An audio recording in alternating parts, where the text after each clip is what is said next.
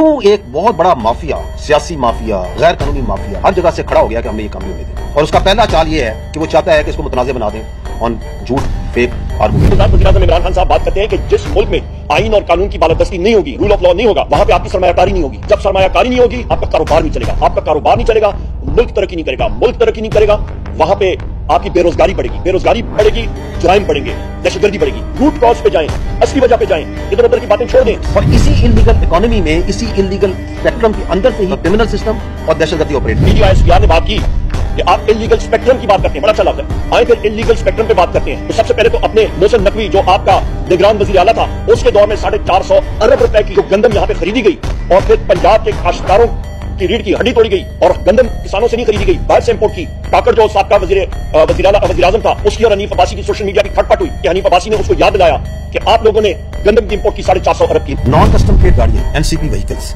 लाखों की तादाद में पाकिस्तान में मौजूद है या नहीं? करोड़ों का, अरबों का बिजनेस हो रहा है ना उसका। हंड्रेड्स ऑफ बिलियंस रुपया खाली रोजाना की बुनियाद पे जो स्मगलिंग है वो उसकी तेल की स्मगलिंग में बनाई जाती है। 50-60% इलीगल जोन सा है वो आपका तंबाकू सिगरेट बिकते हैं। उसके बाद फिर आप बात करते हैं पेट्रोलियम की स्मगलिंग की, गाड़ियों की स्मगलिंग की, नॉन कस्टम पेड गाड़ियों की। आप बात करते हैं सिगरेट की, तंबाकू की स्मगलिंग की। बड़ी अच्छी बात।